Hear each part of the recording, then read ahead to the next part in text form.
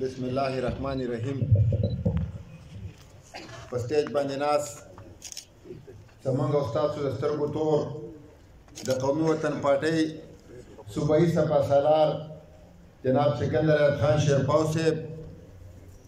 زموږ د پارټۍ د دې حلقې مشران، د ډسټرکټ مشران، ناظمین، کونسلران او خصوصا ماته مخامخ د قومي وطن پارټۍ ډېر زیات قدرمندو شملورو مشرانو، نوجوانانو، السلام علیکم. د ټول ناول زاجي صاحب ته، د هغوی ټول خاندان ته په قومي وطن پارټۍ کې په شمولیت باندې خوش آمدید ویم او دا ډاډګیرنه وله ورکوم چې حاجي صاحب ستا او ستا خاندان نن کومه فیصله وکړله، یو خواته د ورورولۍ او د ګاونډګرۍ حق تاسو ادا کړ، بل خواته تاسو په یو داسې قافله کې شمولیت وکړو چې د هغې قافلې بنیاد هغه زموږ یاد محمد خان شیرپاو هغه په یو سوچ باندې ایښی او هغه سوچ هغه د دې غریب ولس دپاره و، هماغه سوچ او هماغه نظریه زموږ د ملي مشر هم را روانه ده، زموږ د صوبایي مشر هم را روانه ده، زموږ د ناظمینو او کارکنانو هم را روانه ده او زموږ د سیاسي سوچ محور دا دی چې د علاقې غریب خلک دا په خپلو پښو باندې ودرېږي، د علاقه ترقي وکړي. او نن که تاسو وګورئ چې مخکې څه صورتحال د دې علاقې، اوس څه صورتحال دی، مخکې ژوند دلته څنګه او څومره مشکل و، اوس څومره اسان دی. او زه به دا خبره وکړم انشاءالله چې دغسې موږ چم په چم باندې کور په کور باندې وګرځو. زموږ دا مشران دا ډېر پوه خلک وو، دوی عمر لا چې کله مفتاب احمد خان شیرپاو سیاست شروع کړی د هر څه نه بالاتر که هغه ټایم کې ډېر داسې مشران وو که پارټي به بدله مو خو هغوی به چې کله ووټ اچو اوازې ته به لاړه نو هغوی به په منټ باندې چې چېرې د مفتاب احمد خان شیرپاو نامالبدل نشته، کوم ځای کې چې یو لیډر نامالبدل دی په دې علاقه زموږ د لیډر نامالبدل نشته، داسې حالات جوړ کړه شو، داسې سوچ نوجوانانو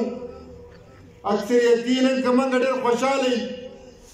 او انشاءالله دا زموږ ګټه ده نن چې زموږ کوم ځای کې میټینګ یې د نوجوانانو په کې اکثریتي نن نوجوانان هم پوه شول، عزتمندو مشرانو دا د پښتنو حلقه ده، دلته سیاست که کوې که په ډله پرې کې نو زموږ د مشرانو په شان نر او بهادر خلک نشته، که په ترقیاتي کارونو کې نو زه هغه د پرویز خټک خبره نه کوم، دلته چیلنج سره ویم چې زما په خیال چې دلته د عوامي نمایندګانو ته دا فنډ میلاو شو دوی په کوم ځای پخوي، کچه ځایونه پکې نشته دی، دلته داسې محله داسې ځای نشته چې هلته نکاسي او سکول او اسپتال او داسې یونین کونسل نشته چې دوه دوه بیچوګانې پکې نشته، داسې ترقیاتي لحاظ ته تاسو ماته وښایي. د بل سایډ ته وګورئ د روزګار لحاظ سره څنګه چې زموږ ورور وې چې یو پیره 18 میاشتې حکومت و، بله پیره به 2.5-3 کاله و، چې غونډ راجوړ کړي یو ټرم 15 کاله ترې جوړېږي. تاسو ماته داسې یو محکمه وښایئ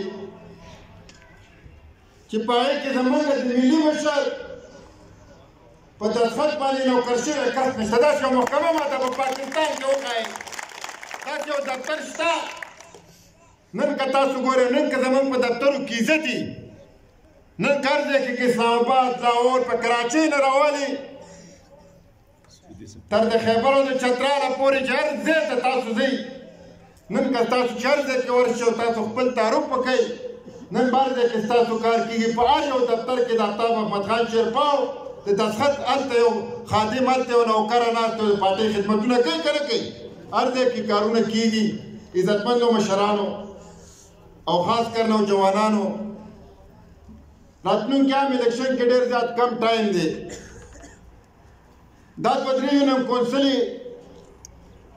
دا به داسې کوو چې دې بلدیاتي الیکشن کې دا کم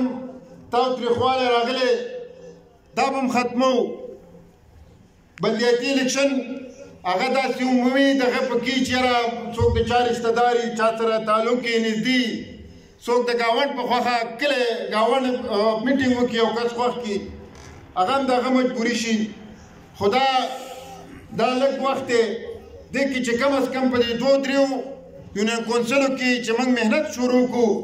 چې په راتلونکي الیکشن کې چې دلته ایجنټ نه وي د بلې پارټۍ کوم به د خیره څه که نه انشاءالله چې دا به یو مقصد ځان ته ګڼو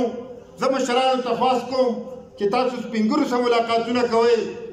نوجوانانو ته وایم چې تاسو خپل نوجوانانو د کرکټ ملګري د سکول ملګري د کبډي ملګري دا قسم هغه